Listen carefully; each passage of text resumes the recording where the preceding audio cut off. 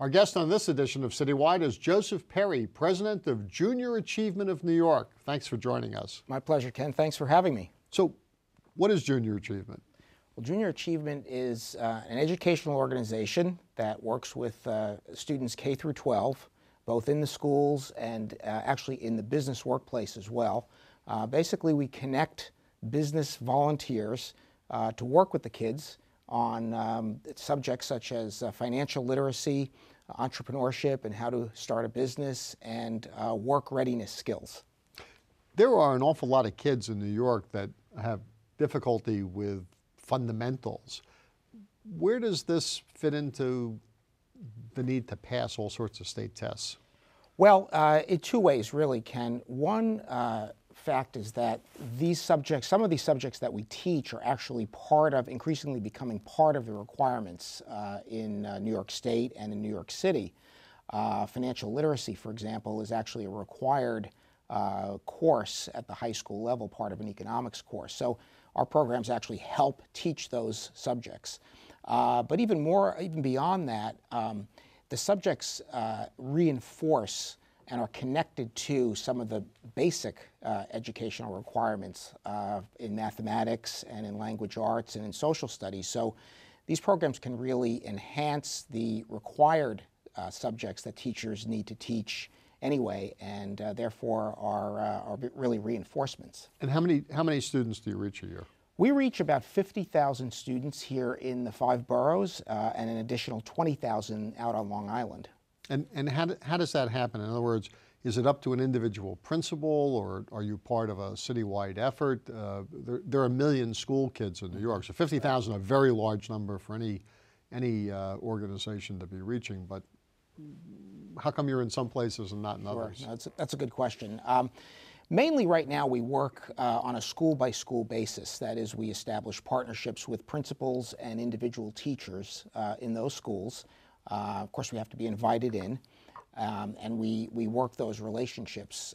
What we would like to do more of going forward, and a new initiative of ours, is actually to get more closely connected with the Department of Education so that we can perhaps reach more kids on a more macro level than we are currently doing. What's the profile of the principal that chooses to have this kind of program in their school? Is it the more affluent neighborhoods? Is it the poorer neighborhoods? Where are you providing these services? Well, there's no one specific range that we work with, but in general, we tend to work with schools that are in lower and middle-income neighborhoods. And we find those principals to be really quite receptive to the kinds of programs that we're able to bring into the classroom. You know, at the high end of the spectrum, if you will, there are typically lots of opportunities for those schools and for those kids.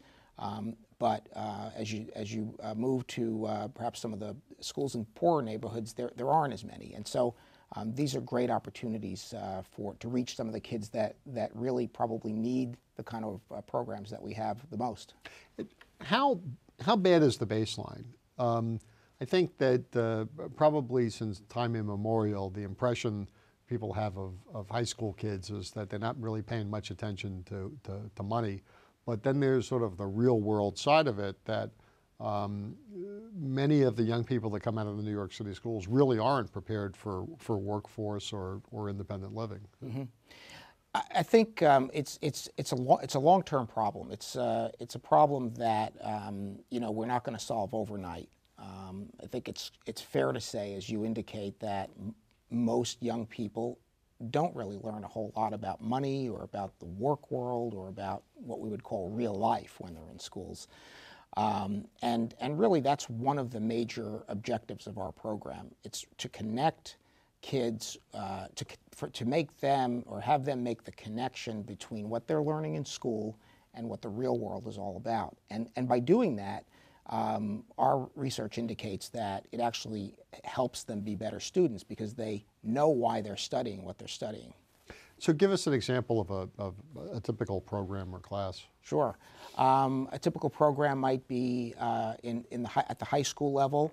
we would have a program that would run for 6 weeks in a classroom where a volunteer who gets basic training on how to deliver the programs would go into the classroom for a 45-minute period, one period basically, over consecutive 6-week periods, and teach, for example, the basics of personal finance.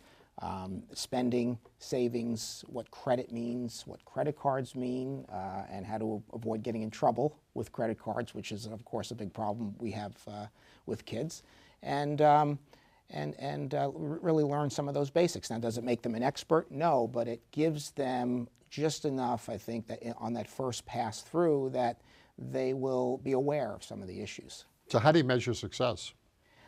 We do a number of things. We do pre and post testing of the students. That's a pretty common way to at least gauge their basic understanding. Did they understand the curriculum? We do a lot of attitudinal surveying, where we talk to kids sort of before and after they take junior achievement programs, and we will sometimes track them afterwards and see when they have a chance to explain how it's affected them in their lives, to see how that's been a positive impact on them. It must be very gratifying when you connect with a kid.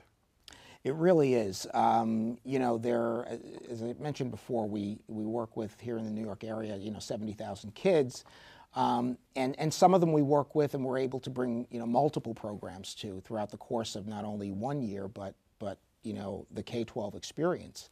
I'll give you an example of one. Our student of the year last year was a kid that went to a very large school here in the city, 3,000 students, sort of an average student, if you will, kind of coming into the high school world. He was somebody that we got very involved in junior achievement, multiple programs, multiple role models that worked with him. To make a long story short, we just learned last week that he received a full scholarship to Syracuse University, where he's going to study business and finance next year. So when you hear things like that, and it really shows more than any statistics can, how the program works. The name Junior Achievement sounds like something you'd encounter in the Midwest. What's the history of the organization, and what's its history in New York? Sure. It's actually a very old line nonprofit organization. It was founded in 1919. Sort of interesting known fact, or little known fact, I should say, it was actually founded as the urban counterpart to the 4-H Club.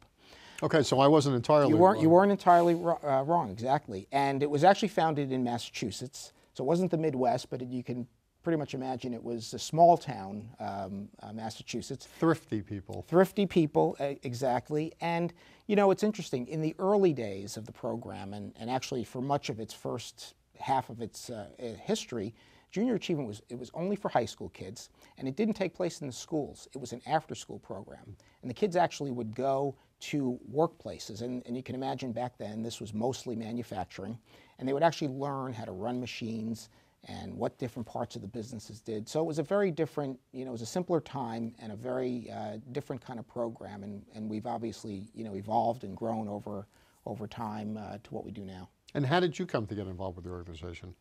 Well, I had been working in the field of financial and economic education for about 15 years with some other organizations that do some similar work, but sort of a different delivery system. So I guess you could say I came to the field with pretty good knowledge of the issues and the programmatic issues that are in the field.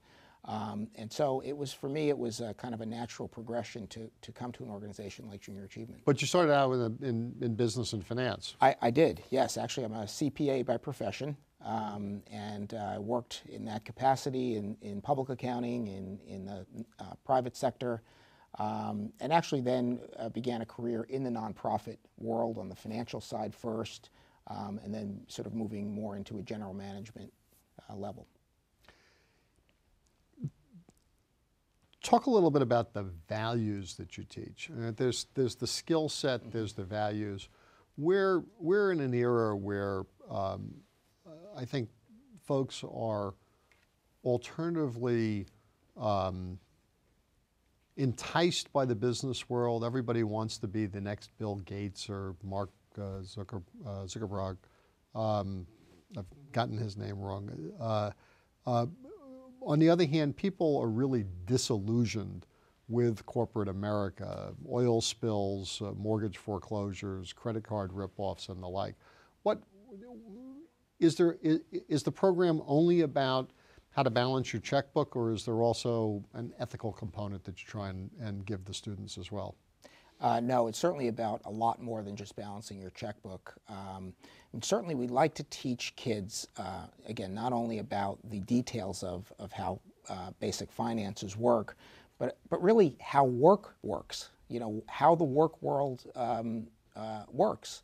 And what they need to do. We can all feel a certain way perhaps about corporate America or whatever, but the fact of the matter is people are going to go into the work world, and they need to understand what it takes to get there and to be successful. So, I would say the content that we teach is probably only half of it. The other half is really the values that we do teach kids and the attitudes that they can be empowered to really drive their own success and drive their own path forward. The fact that you've got, and it starts with staying in school. We're in a city here where, only 6 out of 10 kids graduate in the 4-year required time period. So one of the first things we want to teach kids as a value is, you've got to stay in school, first of all, at a minimum, to even begin to go on to do something else. We're going to continue our conversation with Joe Peri at Junior Achievement when CityWide continues right after this.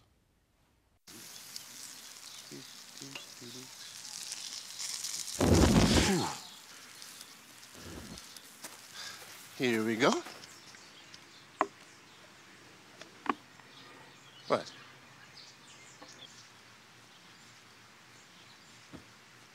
What?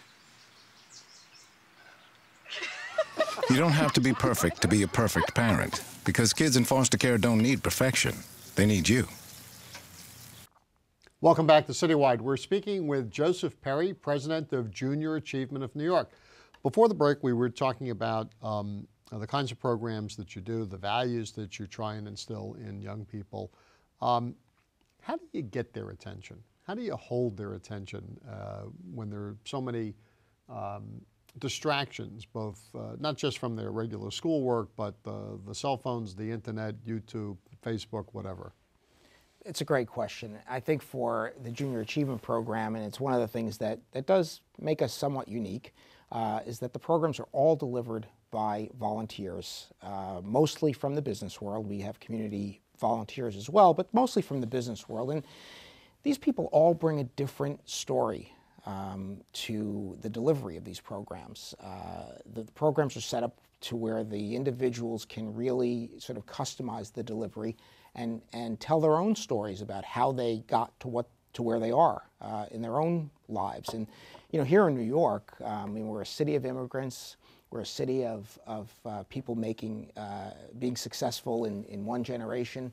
We have a lot of volunteers who are working with kids who are growing up in very similar circumstances that they did. That's a very believable thing for a young person to say, look, you mean you were me 15 or 20 years ago? Wow, so I really can be successful. I really can envision myself being a success in the business world or somewhere in the work world in the future. So I think it's the volunteers that really bring it to life and really connect with the kids. Why do they volunteer? Well, people volunteer, I think, for lots of reasons in all sorts of facets of life. But I think, most people genuinely find it a great way to give back, first and foremost. A lot of companies today really encourage their people to volunteer, and so that helps as well. And I think especially with the millennial generation that's now coming into the workforce, they seem to have a sort of another level of valuing giving back and wanting to be active and do good things in their own community. So we're seeing tremendous new energy from that generation of people coming into the workforce and volunteering. What kind of screening do you do to make sure you're getting people for the right reasons? Sure. I mean, that's part of the reason why we mainly get our volunteers through vetted partnerships with companies.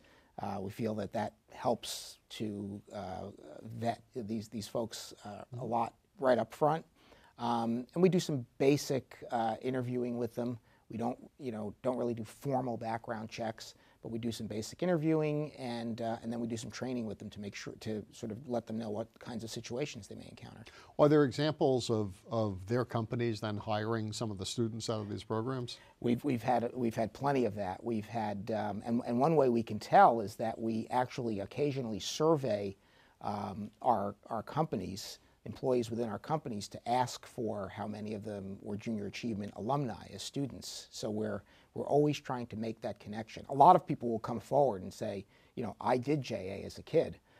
I'd really love to help, but we try to be proactive to find those people.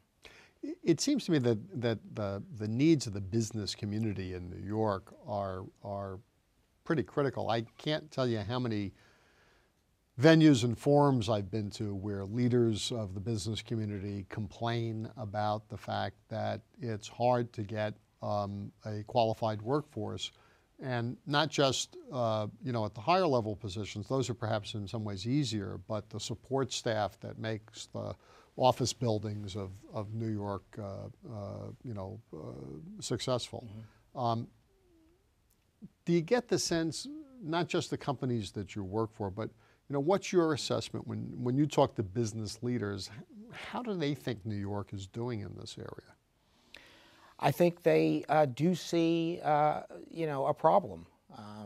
I think, and it's not that much different, really, than business leaders around the country feel about this. I think there is a general sense that the kids are not, whether they are coming right out of high school into the workforce, or even when they're going on to a 2 or 4 year college and coming into the workforce, that it's really difficult to get enough people with the qualified skills and background to do the work. So I think businesses here in New York, like around the rest of the country, see these programs. They see this as a very, very clear match with their needs. So tell me a little bit more about the programs themselves. Sure.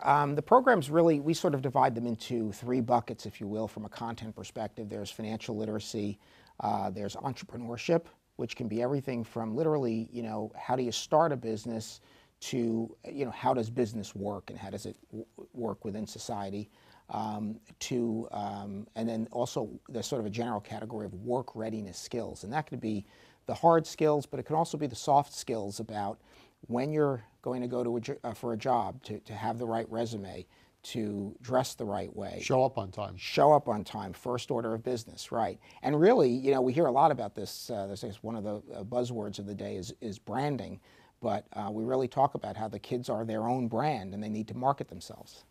So is it lectures? Is it essays? Is it, do you use video? Mm-hmm. Again, it's a range of those, but I think the common thread is that these are interactive programs. So, and they're age appropriate, obviously, for the grade that we're working with. But it's all about interactivity. It's all about for the younger kids. There can be games, there can be simulations that are part of the program, and we have a wide range of these programs. One, for example, that we do here in New York that's been a huge success story. Is a business plan competition. That's a program where kids from high school work with business volunteers almost as coaches, and they work for a period of about 2 months, first conceptualizing the idea for a new business, and then actually putting the plan together. One person, they role play. One person is the CEO, one person is the CFO, one person is the marketing person, and so forth. And they actually put the plans together to launch their business. And it's a very rigorous judging process. They get coached, they get judged. This goes through 4 rounds of judging, and we actually have the final event held at the NASDAQ market site in Times Square, which is really exciting. So the kids go down to NASDAQ and they get to see, the masters of the universe at work? Absolutely. They go down there, they make their final round presentations there. and the winning team actually gets to come back and ring the closing bell of the NASDAQ market, which is really What's exciting. the reaction of some of the business executives when they meet young people like this? They're so enthused. They're so excited. A lot of them are, almost giddy, like kids themselves. And I think that comes from, they're in the grind all day long. And they get a chance to do this, and it's refreshing for them. And I think it makes them feel great, for one thing, to be able to work with kids, to talk with kids, to feel that they, even in a small way, might be able to influence that kid in a positive way. So, we just think it's a perfect match with our business volunteers. So you have a show like The Apprentice. Is that something that these young people watch and learn from, or does the whole idea of it just horrify them, other than the fact that Donald Trump has a limousine and a private plane? Actually, a lot of the kids are interested in those kind of programs, especially the kids that are drawn to these business plan competitions. They're very interested in that, and they're actually, we always tell them, there are some good points to those shows. Sure, absolutely. You mentioned earlier that this is a city of immigrants, and that many of your volunteers can talk about their own personal experiences. I assume that also presents some great challenges for your program, given the fact that such a large percentage of students in the New York school system, English is not their native language. It could be Spanish or Chinese or Creole or 100 other languages. Does that present some additional problems that a similar program elsewhere might not face? I think there may be some issues at times with language, but let me tell you a couple of quick stories. There's a high school in Long Island City in Queens called Newcomers High School, which is specifically set up for new immigrants. And we were there 2 months ago, and we saw kids from, there must have been kids from 20 different countries in that school. And that's where they are enrolled when they first come to New York. These kids were among the brightest, among the sharpest, among the most interested in what we were doing. It was really incredible. One kid, was dressed up in his, navy blue suit and his white shirt and his red tie. We called him the CEO. I mean, he was, he was just spot on with his interest in this. So, we ultimately it's a hurdle that we can get over. So if a parent wants to encourage their kid's principal to bring the program in, or somebody wants to volunteer, what's the web address where they can go for additional information? Sure, they can go to www.jany.org. My thanks to Joseph Peri, President of Junior Achievement of New York. I'm Ken Fisher. Thanks for joining us on this edition of CityWide.